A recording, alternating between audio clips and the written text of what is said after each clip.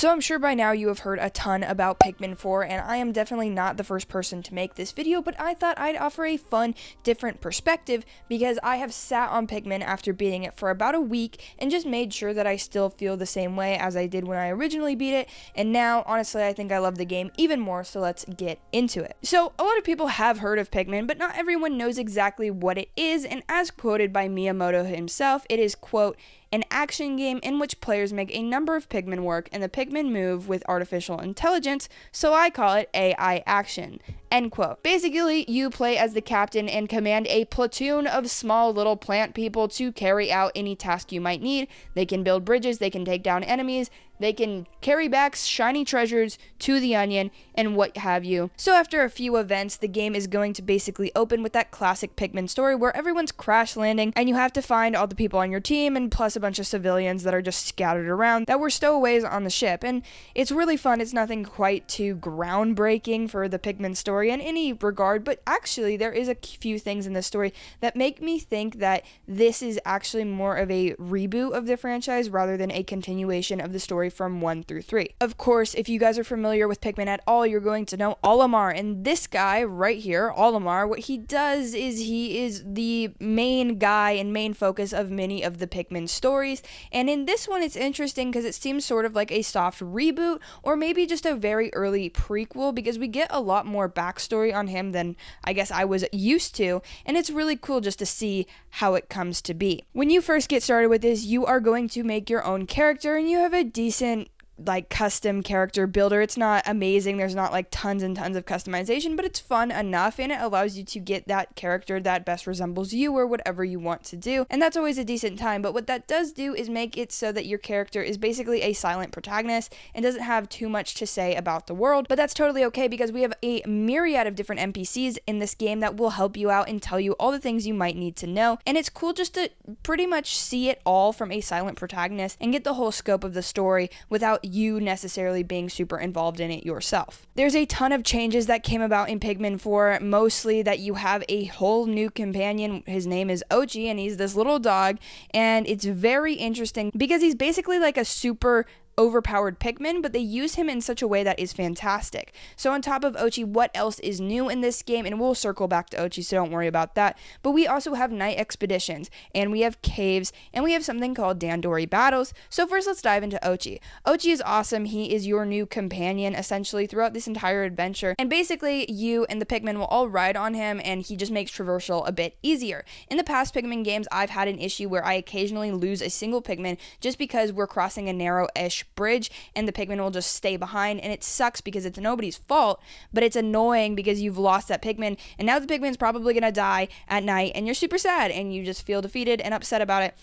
And that's really remedied in the way that they utilize Oatchi, because if you hop on Oatchi, all the Pikmin will also jump onto him, so you don't really have to worry about any of those random Pikmin getting lost or getting eaten at night, sadly. On top of which, Oatchi has a bunch of unlockable abilities that you can get throughout the entire adventure, and that's pretty awesome. They basically put an entire skill tree in Pikmin, and I think that's a fantastic addition. It makes this game feel a little bit more substantial, I guess I could say, and it feels like there's a lot more customization in this game than previous entries.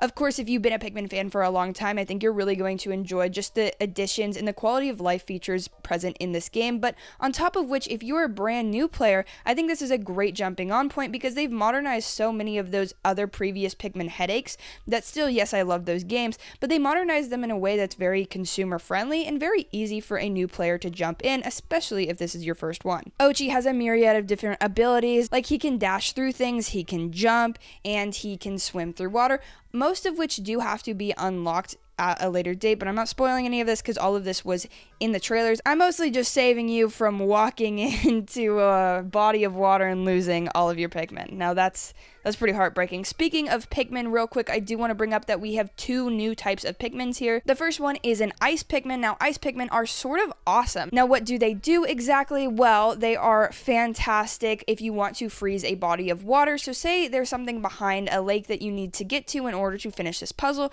Well, you can use these Ice Pikmin to freeze the entire lake and skedaddle your way across on Oatchi or however you decide to go. You utilize them a lot very early in the game, and they seem like they have a lot of purpose early, but But later in the game, their main thing that I utilized them for was just freezing different enemies, because what they can do is they can freeze them and you can strategically place it where, okay, I want this enemy to be frozen because it can do a ton of damage to my other Pikmin, and so you freeze it and then you throw more and more Pikmin at it that do a bit more damage. I think they're able to be used very strategically and great throughout most combat encounters, and I did appreciate the addition of the Ice Pikmin. Overall, I think they're like a 7 out of 10 Pikmin. I would still rank them behind a couple of them, but I did mostly enjoy them. And if you have a favorite Pikmin, do not worry, because every single Pikmin is in this game and you will be able to just utilize them in whatever way you would like. Of course, some come later than others, but if you're holding out hope for one of your favorite Pikmin to be in this game and you haven't seen them in the trailers, rest assured that they will be present in this game. The second type of Pikmin goes with the second newest thing in this game, and that is night expeditions. So in night expeditions, what would you think when you think you're going to go on a night expedition in Pikmin? Well, what I thought is that obviously meant that right after your day was done and it does that countdown, you can either decide to go back to camp for the night, or you can stay and do whatever the night missions entail. However, it's very, very different than that. Unfortunately, you basically have to unlock them later in the story, and it's essentially a side mode, and it is necessary for you to progress through the story, so it's definitely a bit more than just a side mode, but it's still not like a main focus, and I don't think it's integrated as well as it could have been. Now, I do love what night missions are, and basically what they are is a tower defense. You have these little glow spot things, and you need to make sure that monsters aren't coming towards it and rushing it and breaking it, and you do this by throwing a bunch of glow Pikmin at them. Glow Pikmin are the second type of new Pikmin that we have in this game, and they're awesome. They're basically like little ghost guys. They do a lot of damage, and I love this feature. So when you throw them and they collect things or they defeat monsters, they automatically just spawn back to you, and it's probably the best feature Pikmin has ever done. I understand the point of going back and making sure you get your Pikmin after they finish whatever task they're doing, but the way the glow Pikmin just come right back to you when they're finished is fantastic. So the night expeditions overall are a very, very good time, and they do a lot to mix up the gameplay of that classic Pikmin gameplay where you're just kind of collecting all day. It really does a lot to mix that up and make sure you're doing something different about halfway through the game. I think it's a great time, and it's really awesome that they are experimenting and adding more stuff. I know there's just a lot of us that were probably expecting just a bit more from this mode, but I'm hoping that maybe in the future they will be able to implement it more seamlessly, I guess you could say, because right now how it works is that you go back to your base after your day of whatever you were doing, and then you either go do another just day expedition, or you go to a different NPC and you go on a night expedition, and that takes up the whole day as well. So you go on that next expedition, you come back, you sleep, you recap, whatever, and then you go to the next day. And then if you want to do the night mission after that next day,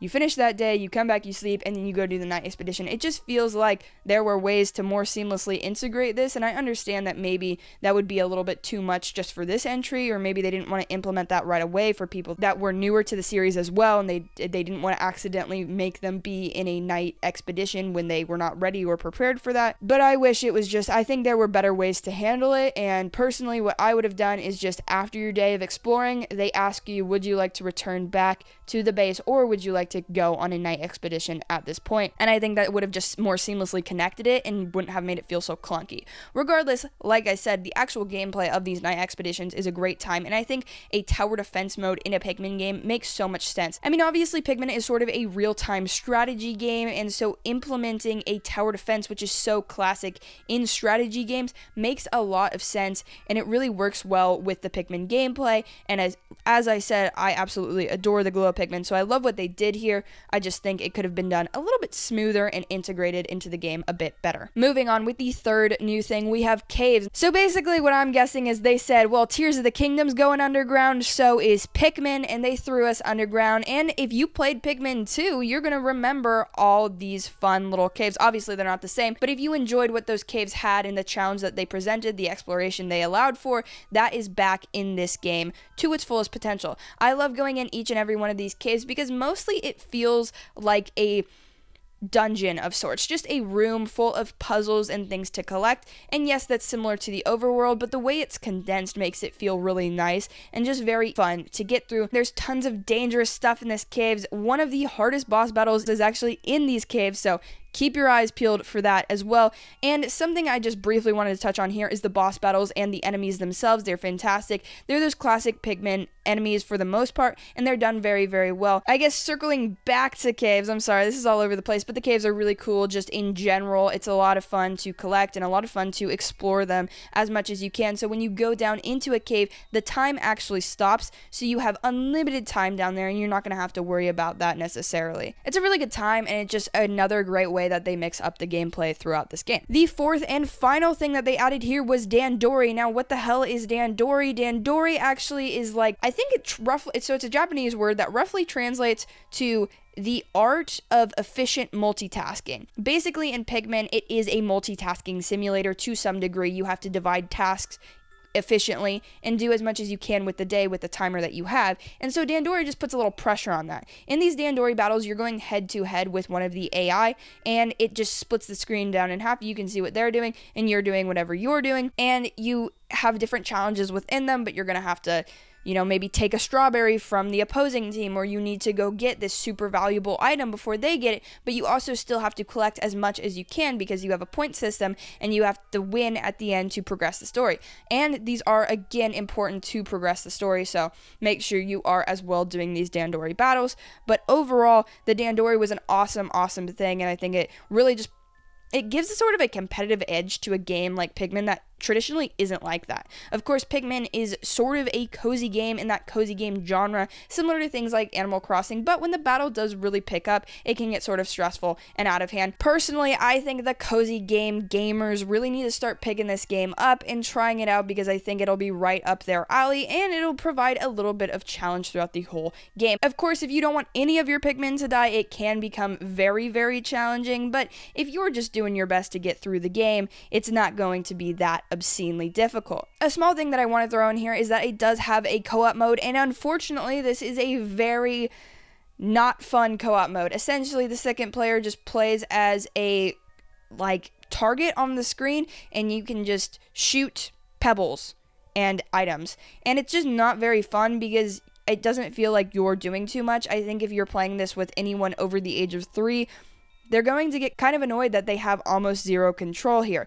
I mean, I don't know necessarily what I would do to make this better in co-op. Maybe give one of the Pikmin free will or something. But I understand that they are limited with what they can really do with co-op in this game. I'm just confused why it was implemented in the first place if it was implemented in sort of this poor way.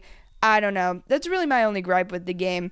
And overall, I absolutely enjoyed the heck out of Pikmin 4. I got around 15 hours out of my first playthrough just from the very beginning to the end, but I sort of did beeline for the end at the end there. And I think most people are going to probably get around 20 hours if you're going for full completion. You can get around 25, and there's some post-game stuff that you are going to want to do. So I think there's a lot of hours of fun here to be had, and of course, what there really is, that's the best thing out of all of this, is that there is a free demo available on the Nintendo eShop. So if you're sort of on the fence, if you're not sure if you're going to like this gameplay quite yet, there's no harm in just downloading it and trying it out because it truly is one of the greatest games on the Nintendo Switch, in my opinion. I'm actually going to give this game a perfect 10 out of 10. I know that sounds kind of crazy. You're like, Josie, what the hell? You barely give any game 10 out of 10. You're super negative most of the time. And I resent that. I feel like I'm not that negative. But I also love the Pikmin series as a whole, and I love how they iterated on it. I think, of course, there are things that can sort of be improved, but looking at this game for what it is, for what they put out here, I think it's fantastic,